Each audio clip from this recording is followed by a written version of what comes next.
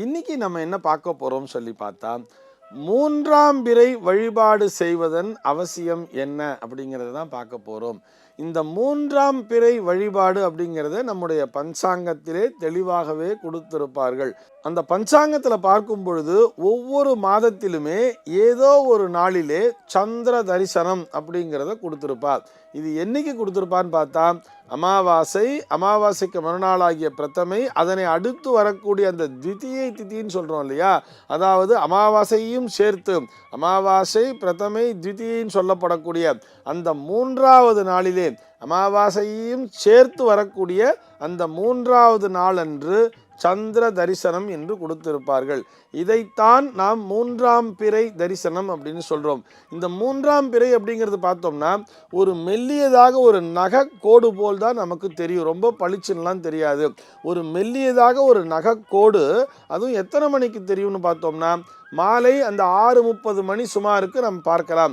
மாலையில் 6:30லேருந்து ஒரு 7 மணிக்குள்ளாக அது மறைந்து விடும். அவ்வளோதான், அந்த டைம் மட்டும்தான் நம்மளால் அதை பார்க்க முடியும். அதனால்தான் சந்திர தரிசனம் நமக்கு நினைவூட்டுவதற்காக போட்டிருக்கிறார்கள். பஞ்சாங்கத்தில் அதை பார்க்கும் பொழுது இன்றைய தேதியிலே நாம் அவசியம் சந்திர தரிசனம் செய்ய வேண்டும் என்பதை நமக்கு நினைவூட்டுகின்ற விதமாகத்தான் பஞ்சாங்கத்திலே அதனை தெளிவாக கொடுத்திருக்கிறார்கள். சார், இதனுடைய மகத்துவம் என்ன சார் அப்படின்னு வரும் பொழுது நிறைய பேர் எப்படி தெரியுமா, இதை ஒரு விவாதத்திற்குரிய பொருளாக மாற்றி நிறைய பேர் எப்படி விவாதம் பண்ணுறான்னா, நாம் இந்த மூன்றாம் பிறையை காணும் பொழுது அது ரொம்ப மெலிசாக தான் இருக்கும்.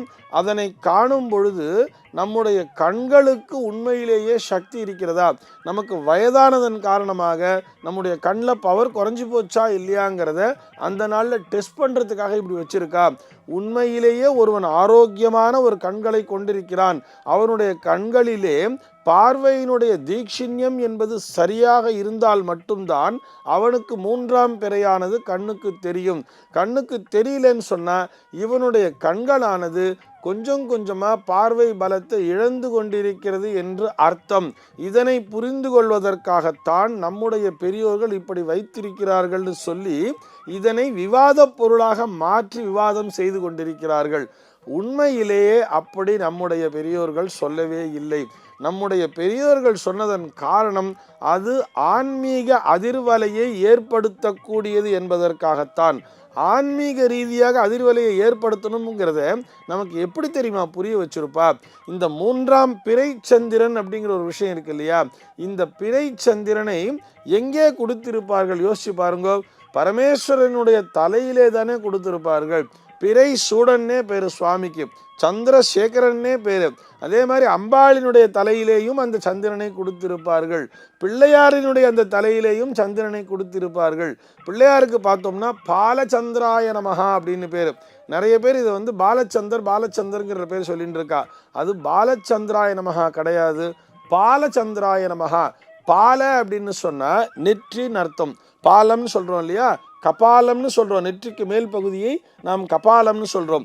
அந்த பாலத்திலே அந்த நெற்றிக்கு மேலே சந்திரனை கொண்டிருப்பதால் தான் அவருக்கு பாலச்சந்திரன்னு பேரு. அங்க கூட பார்த்தோம்னா எங்கேயுமே பௌர்ணமி சந்திரனை கொடுத்திருக்க மாட்டார்கள். ஒரு பிறை சந்திரனைத்தான் நாம் அந்த மூன்றாம் பிறைன்னு வர்ணிக்கிறோம் இல்லையா, அந்த பிறை சந்திரனைத்தான் தலையிலே நிலாவாக கொடுத்திருப்பார்கள். இந்த மூன்றாம் பிறை சந்திரனை அங்கே எதற்காக சிரசிலே கொண்டு போய் வைத்திருக்கிறார்கள்னு சொன்னா அது தெய்வீக சக்தியினை தரக்கூடியது என்பதற்காகத்தான். ஆக அந்த மூன்றாம் பிறை சந்திரனை நாம் தரிசிக்கும் பொழுது பரமேஸ்வரனுடைய அந்த சிரசையே தரிசிக்கிறோம், விநாயக பெருமானினுடைய அந்த தலையையே நேரடியாக தரிசிக்கிறோம் என்பதுதான் இதற்கான உண்மையான தாத்பரியம்.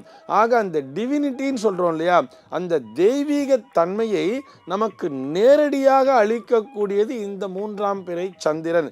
இதை நாம் நன்றாக புரிந்து கொள்ள வேண்டும். கண்ணுக்கு தெரிஞ்ச கடவுள்னு எப்படி நம்ம சூரியனை சொல்றோமோ, டெய்லியே சூரிய நமஸ்காரம் பண்றோமோ, அதே மாதிரி நம்ம பௌர்ணமி நாளுக்கு நமக்கு பழிச்சு நமக்கு நிலா தெரிஞ்சிருந்து நம்ம நமஸ்காரம் பண்றோம். இருந்தாலும் அது முதலிலே வளர தொடங்குகிறது அல்லவா, அந்த பிறை சந்திரனாக முதலிலே அது வளர தொடங்கும் பொழுது நாம் பார்க்கும் பொழுது, நாம் அதனை தரிசிக்கும் பொழுது நம்முடைய வாழ்விலும் சந்திரனைப் போலவே நாம் வளர்ந்து கொண்டே இருப்போம் அப்படிங்கிறத வலியுறுத்துவதற்காகத்தான் இந்த மூன்றாம் பிறை சந்திர வழிபாடு என்பதை நம்முடைய பெரியோர்கள் வலியுறுத்தி சொல்லி இருக்கிறார்கள். இது இப்படி கூட புரிஞ்சுக்கலாமே. அதாவது இந்த 80ஆம் கல்யாணம் சொல்றோம் இல்லையா, சதாபிஷேக மாணவர்கள் எப்படி சொல்லுவான்னு பார்த்தா 1000 பிறை கண்டவர்கள்னு சொல்லுவா. சகஸ்ர சந்திர தரிசன சாந்தி என்றுதான் அதற்கு பெயர். சகஸ்ர சந்திர தரிசன சாந்தி என்றே சொல்வார்கள்.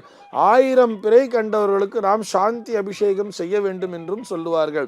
1000 பௌர்ணமின்னு சொல்லலையே, 1000 பிறைகளை கண்டவர்கள் தானே சொல்லியிருக்கா. ஆக இந்த சந்திர தரிசனம் என்பது நம்முடைய வாழ்விலே ஒன்றாக பிணைந்த ஒரு விஷயம் அப்படிங்கிறதுக்காகத்தான் இந்த 1000 பிறை கண்டவர்கள் என்பதையும் நான் இந்த நேரத்திலே நினைவூட்டுகிறேன். அந்த 1000 பிறை கண்டவர்களுக்கு தெய்வீக சக்தி என்பது இயற்கையாகவே இருக்கும். அவர்களை சென்று நாம் நமஸ்கரிக்கும் பொழுது நமக்கும் அந்த சக்தியானது கிடைக்கும்னு சாஸ்திரம் சொல்றது. இந்த 1000 பிறை கண்டவர்கள் இருக்காங்க இல்லையா, அந்த சதாபிஷேகம் பண்ணிண்டவால கிருஷ்ண பரமாத்மாவே நித்திய நமஸ்காரம் பண்றாராம். கிருஷ்ண பரமாத்மா சொல்லியிருக்கார் இல்லையா, கிருஷ்ண பரமாத்மா அழகாவே சொல்லியிருக்கார், நான் தினமும் ஒரு 6 பேரை நமஸ்கரிக்கிறேன்னு சொல்றார். அந்த 6 பேர்ல இந்த 1000 பிறை கண்டவர்களும் ஒருவர். அதாவது இந்த சதாபிஷேகம் செய்து கொண்ட 80 வயதினை கடந்த அந்த சதாபிஷேகம் செய்து கொண்ட அந்த தம்பதியரை நான் தினமும் நமஸ்கரிக்கிறேன்னு கிருஷ்ண பரமாத்மாவே சொல்லியிருக்காருன்னு சொன்னா அந்த பிறையினுடைய மகத்துவத்தை நான் சொல்ல வேண்டிய அவசியமே இல்லையே. அத்தனை மகத்துவம் வாய்ந்த விஷயம்தான் இந்த 3ஆம் பிறை என்பது. ஆக இதற்கு பின்னால் இருக்கக்கூடிய இந்த உண்மையை புரிந்து கொண்டு நாமும் இனிமேலாவது கண்டிப்பாக அந்த 3ஆம் பிறையை தரிசிக்க வேண்டும் என்பதை கடைபிடிக்க வேண்டும் என்பதே அடியேனுடைய பிரார்த்தனை. சர்வே ஜனாஹ சுகினோ பவந்து.